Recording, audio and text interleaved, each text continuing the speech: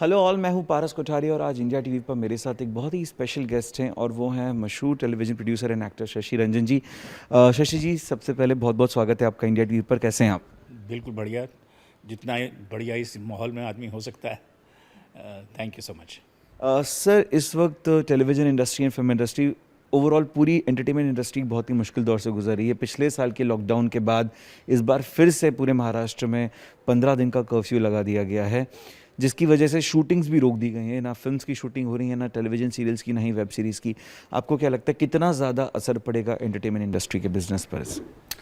देखिए क्या है, लास्ट ईयर जब ये लॉकडाउन हुआ था, संपूर्ण लॉकडाउन जब हुआ था, तो लोगों को बहुत एक चिंता थी कि ज़िंदगी कैसे जाने वाली है।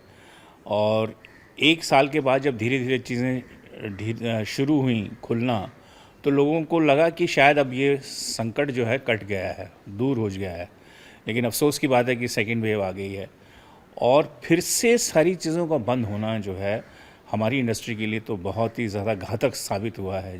जैसा कि आप जानते हैं, थिएटर्स का बिज़नेस तो रहा ही नहीं अभी। अब ये चिंता ये है कि शायद खुल पाने के बाद भी क्या जनता थिएटर्स में जाएगी, या उनकी एक और बड़ी इम्पॉर्टेंट चीज़ है वो ये है कि एक साल में लोगों को ओटीटी पे जो जितना वो देख पाए, कि दुनिया भर का कंटेंट देख पाए हैं, वो डिफरेंट डिफरेंट स्टोरीज़, एक टेस्ट भी बदला है उनका।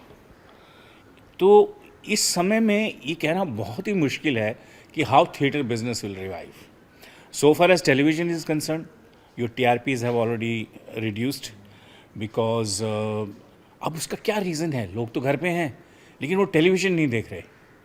टेलीविज़न सिर्फ एक पर्टिकुलर जमात ही देखती है, बाकी लोग तो ओटीटी को देखते हैं। यंगस्टर सारा ओटीटी को देखता है। इवन अभी मिडिल क्लास फैमिलीज़ जो हैं, या मिडिल एजड जो लोग हैं, या ओल्डर लोग हैं, वो भी अब या तो न्यूज़ देखते हैं या ओटीटी देखते हैं। So somehow television also ratings, even the most popular programme, their ratings have dropped. So ये चिंता का विषय है। और जैसा कि आप जानते हैं कि इतने सारे लोग जो इस इंडस्ट्री में काम करते हैं, they are on daily wages. Technicians हैं, बहुत सारे लोग, इवन एक्टर्स की दुविधा सबसे ज़्यादा है। क्योंकि होता क्या है कि जब इनको कोई प्रोग्राम मिलता है, और वो अमूमन जो भी टेलीविज़न का चलता हुआ प्रोग्राम होता है वो 6 महीना 8 महीना तो चलता है, या साल भर, या और भी ज़्यादा, उसके बेसिस पे वो अपने खर्चे बढ़ा लेते हैं। ईएमआईज़ हो जाती हैं, उनकी गाड़ियों की हो जाती हैं, और चीज़ों की हो जाती हैं, और अचानक सब कुछ ऐसे बंद हो जाना is fatal. That's why we saw so many suicides.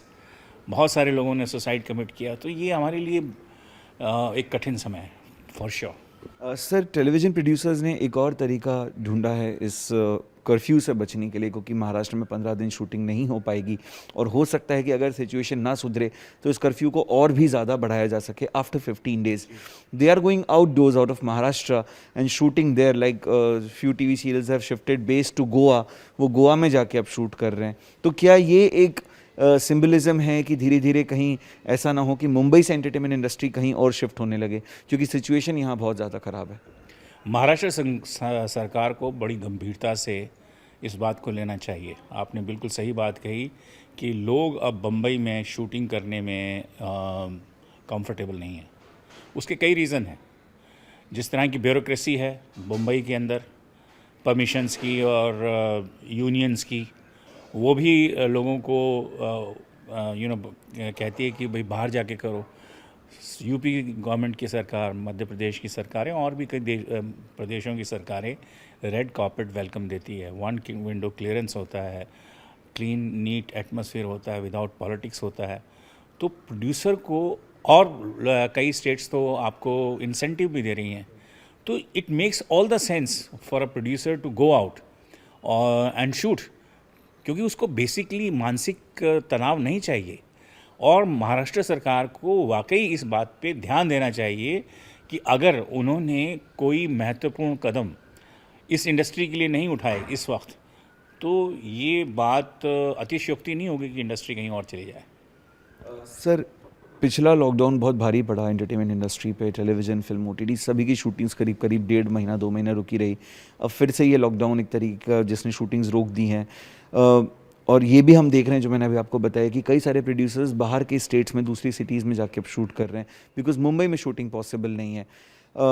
आपने ये भी कहा कि बाकी के जो स्टेट्स हैं वो रेड कार्पेट वेलकम दे रहे हैं, लेकिन इसका एक बहुत बड़ा रीज़न कोविड भी है कि महाराष्ट्र में और स्पेशली मुंबई में कोविड बहुत ज़्यादा कहर ढा रहा है। जो केसेस महाराष्ट्र और मुंबई में हैं, पूरे देश में कहीं और नहीं है। शायद ये भी एक वजह हो सकती है इसकी। नहीं, ये भी वजह है, लेकिन साथ साथ गवर्नमेंट को नी जर्क रिएक्शन नहीं करने हैं, उनको बड़ा सोच समझ के करना है। अब आप बबल के अंदर क्रिकेट कर सकते हैं, आप और कई चीज़ों को अलाउ कर सकते हैं, आपकी मार्केट्स खुली हुई हैं, सब्ज़ी की मार्केट जो सबसे ज़्यादा भीड़ भड़के की इलाके, अनफॉर्चुनेटली रिलीजियस गैदरिंग्स भी अलाउड हैं।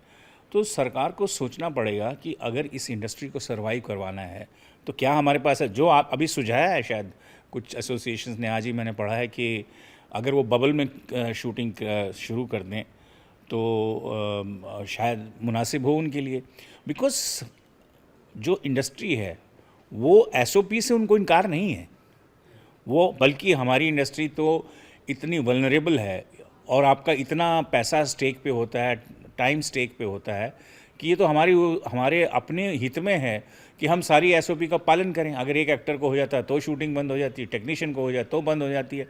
तो प्रोड्यूसर तो चाहेगा कि उसका जितना सुरक्षित रहे सेट, उतना उसके लिए बेहतर है।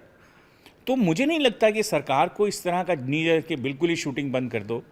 अगर कोई प्रोड्यूसर या कोई सेट ऐसा है जहाँ पे पूरी प्रिकॉशंस ली जा रही हैं, जहाँ पे पूरा एसओपी फॉलो हो रहा है, तो उसे अलाउ करना चाहिए। वरना इनके पास क्या उपाय है, वो तो जाएंगे बाहर।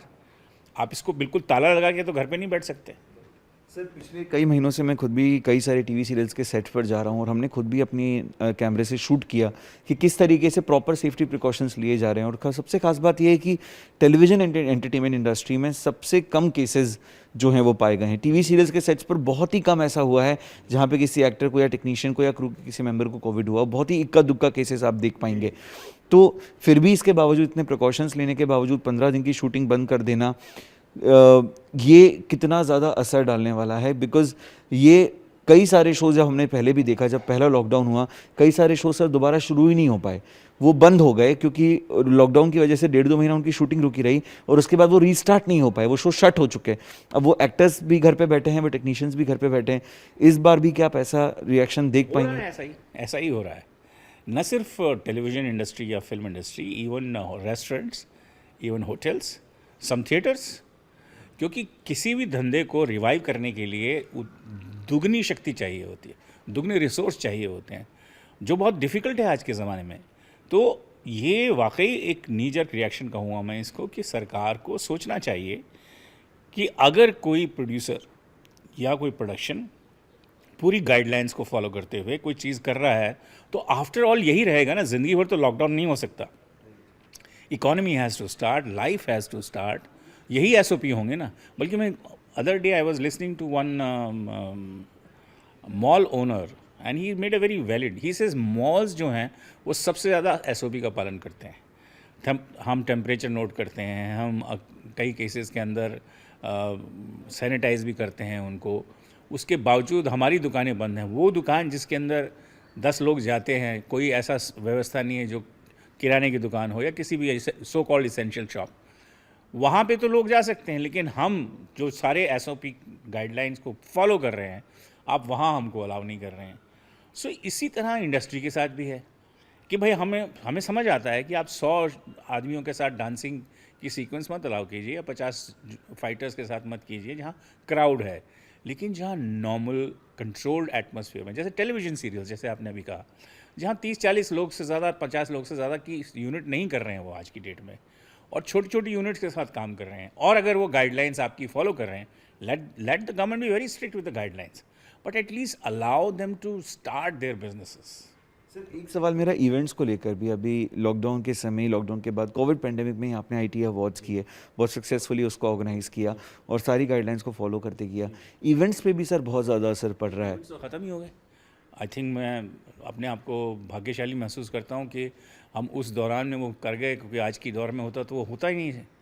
जबकि हमने पूरी प्रिकॉशन ली। हमने उसी के बाद फिल्म फेयर ने वही चीज़ फॉलो किया कि हमने हमें 2 दिन लगा उसको शूट करने में, क्योंकि हमने 25-25 लोग बुला के टाइम फ्रेम किया कि 4 घंटे में ये 25 करेंगे, फिर 25 करेंगे, फिर 25 करेंगे, इस तरह से हमने उसको शूट किया। लेकिन वो पॉसिबल था, वो हुआ और बहुत सक्सेसफुली हुआ वो, और उसके बाद वही फिल्म फेयर ने फॉलो किया।